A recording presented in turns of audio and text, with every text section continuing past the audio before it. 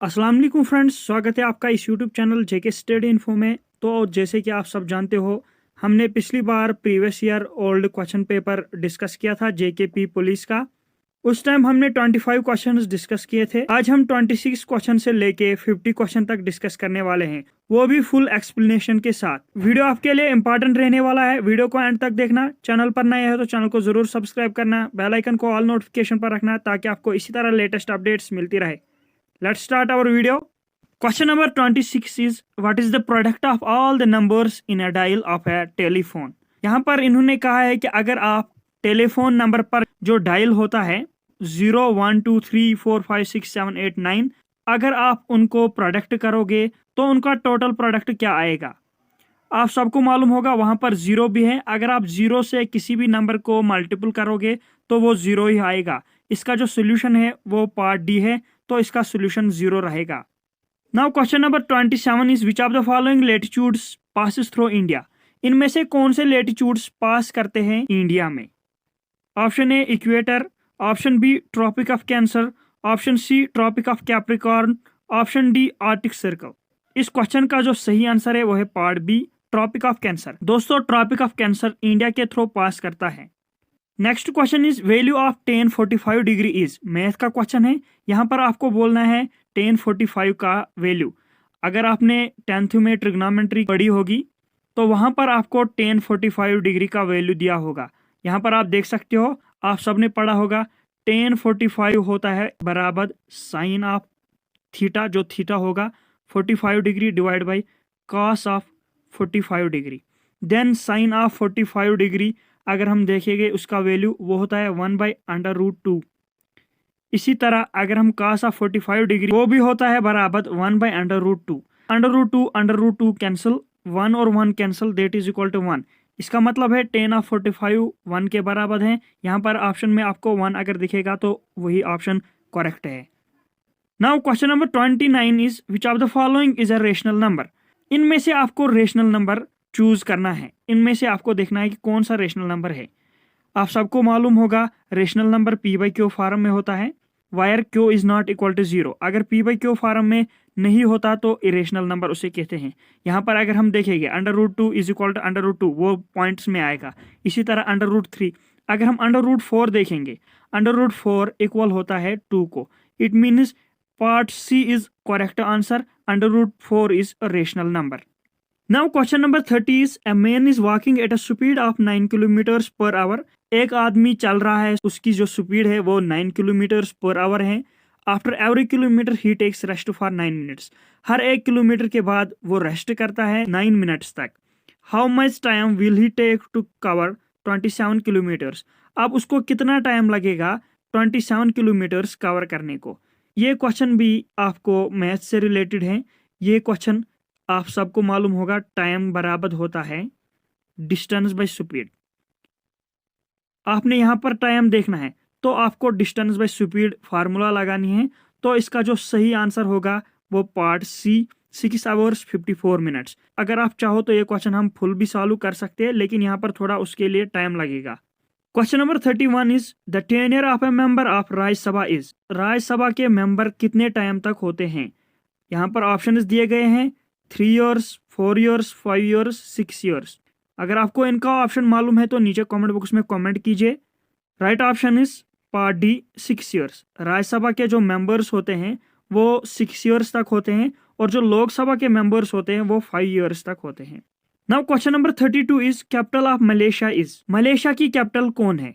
यहाँ पर आप देख सकते हो options Bangkok, Kuala Lumpur, Abu Dhabi and Doha. अगर आपको आंसर मालूम है तो कमेंट बॉक्स में कमेंट कीजिए। इसका जो सही आंसर है वो है पार्ट बी कुलालमपुर।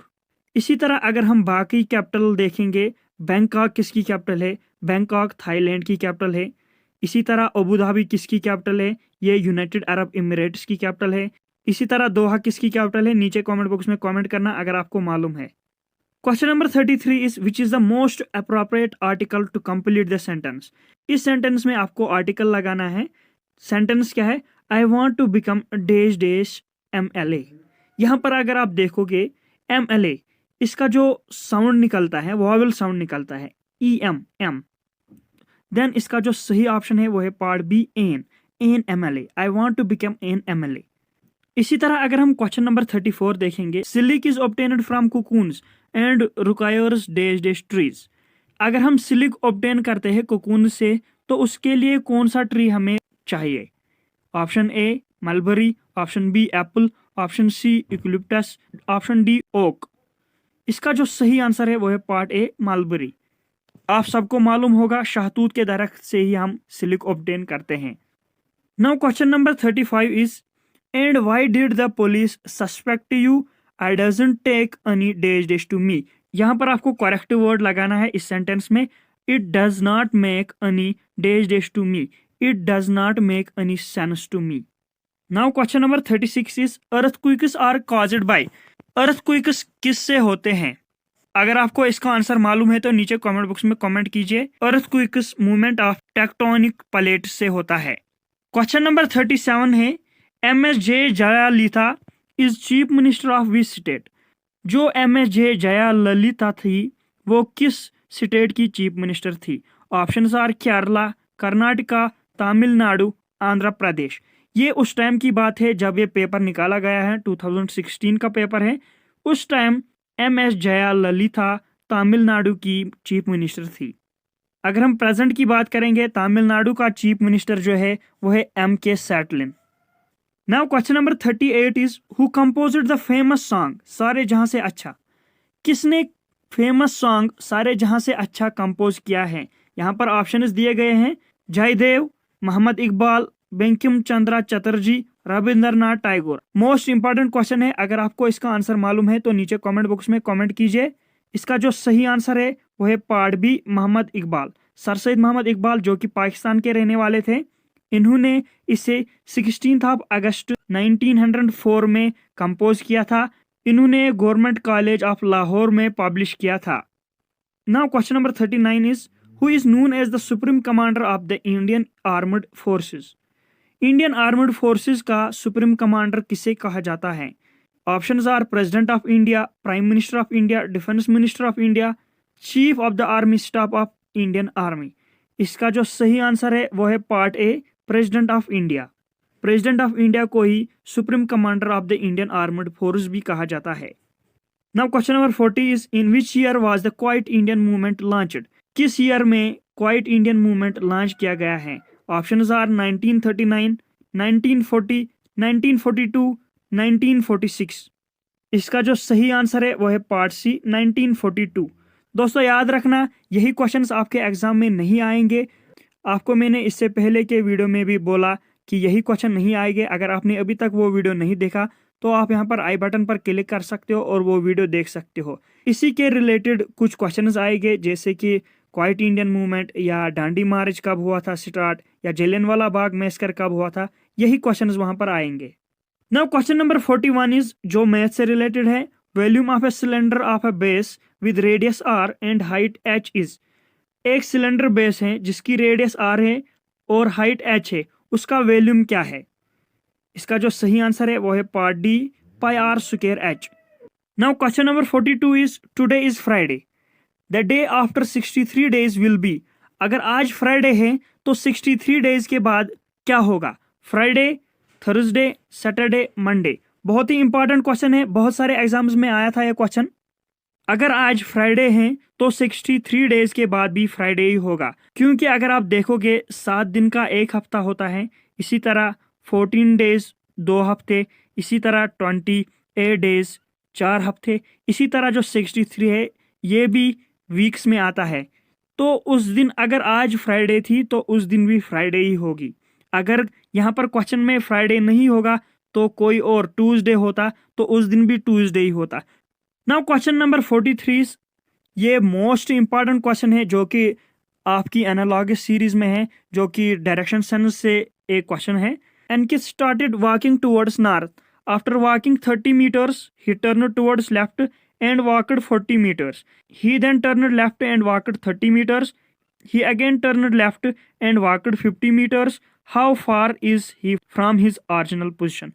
सबसे पहले आपको डायरेक्शन सेंस मालूम होना चाहिए। यहाँ से आप देख सकते हो, इस तरह आपको बनाना है। या आप शॉर्ट में भी लिख सकते हो। After walking 30 metres he turn towards left. पहले आप देख सकते हो इन्होंने क्वेश्चन में वहीं से कहा है कि पहले 30 मिनट नॉर्थ, देन उसके बाद ही टर्न्स टुवर्ड्स लेफ्ट, लेफ्ट की तरफ, एंटी क्लॉकवाइज डायरेक्शन। यहाँ पर आपको लिखना है 40 मीटर वेस्ट। देन उसके बाद इन्होंने कहा है फिर से लेफ्ट उसने मोड़ा है।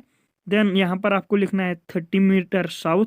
देन उसके बाद उसने फिर से लेफ्ट की तरफ वॉक किया है 50 मीटर ईस्ट। यहाँ पर एक बात याद रखना, जब भी आपको अपोजिट डायरेक्शंस होंगे जैसे कि नॉर्थ साउथ, ये आपस में कट जाते हैं, इनको माइनस होता है। यहाँ पर 30 नॉर्थ 30 साउथ कैंसल। इसी तरह वेस्ट ईस्ट अपोजिट डायरेक्शन से 50 में से 40 आप माइनस करोगे, आपको यहाँ पर 10 मीटर आंसर निकल कर आएगा। Now question number 44 is Azad Hind Fauj is associated with which of the following. Options are Jawaharlal Nehru, Chandrashekhar Azad, Bhagat Singh, Subhash Chandra Bose.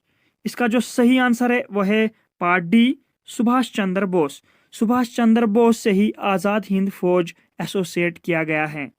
Now question number 45 is which of the following is correct. इनमें से कौन सा करेक्ट है। अगर आपने पहले ही पढ़ा होगा मैथ में a minus B into A plus B वो होता है बराबर A square minus B square, या A square minus B square होता है बराबर A plus B into A minus B. इसका मतलब है इसका जो सही आंसर है वो है part A minus B into A plus B होता है बराबर A square minus B square.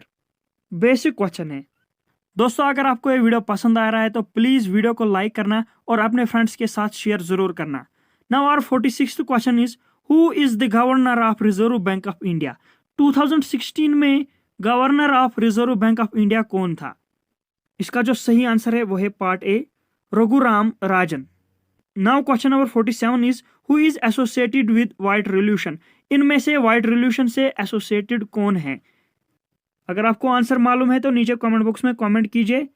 Right option is part C V Kurien. दोस्तों वी कुरैन एसोसिएटेड है व्हाइट रिवॉल्यूशन से। Now question number 48 is the United Nations Security Council has these permanent members.